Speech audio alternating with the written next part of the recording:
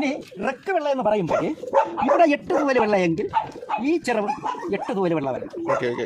ഇതിനകത്തൊരു കറുത്ത തൂവല് വരുമെങ്കിൽ അത് ഇടത്തിരി വെള്ളയാണ്, റെക്ക് വെള്ള ലൈനേറ്റ് ആവില്ല. പിന്നെ ഈ ഹസ്കിയുടെ വെള്ളം എന്ന് പറഞ്ഞാൽ ഇതാണ്, ഈ വെള്ളം ഉണ്ടായിരിക്കണം. ഈ വെള്ളയ്ക്കനുസൃതമായിട്ട് ഈ വാരിൻ്റെ അറ്റം ഉണ്ടാ വെള്ളം ഉണ്ടായിരിക്കണം, ഇവിടെ ഉണ്ടായിരിക്കണം.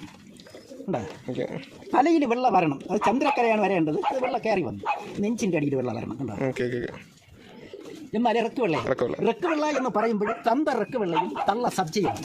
ഇതിന്റെ തള്ള ഇവിടെ കിടപ്പുണ്ട്, അവിടെ കാണിച്ച പ്രാവിന്റെ തള്ള. ഓരോ വശത്തും 8 തൂവൽ അല്ലെങ്കിൽ 6 തൂവൽ ഇടയിൽ കയറി വരെ തലവെള്ള, കണ്ണ്, ചുണ്ട്, തെമര്. ഈ തെമരാണ് വിഷയം. ഉണ്ടാ അപ്പോൾ പ്രാവല്ലേ ഇതുണ്ട്. ഇപ്പൊ നമ്മള് അത് സത്യ ആയതുകൊണ്ടാണ് ഇങ്ങനെ ഇട്ടേക്കുന്നത്. കണ്ടാ അതിലിരിക്കുന്ന കുഞ്ഞുണ്ടാ അങ്ങനെ പറയണം. കുഞ്ഞ് അടുത്ത് പറഞ്ഞിരിക്കണം, ഇവിടെ മാത്രം കാണിച്ചാൽ കണ്ടാ. ഇതിപ്പോ അപ്പൊ അത് പറയണം, വംശം ചേർത്ത് ചെയ്താലേ കുഞ്ച് കറക്റ്റായിട്ട് വരും.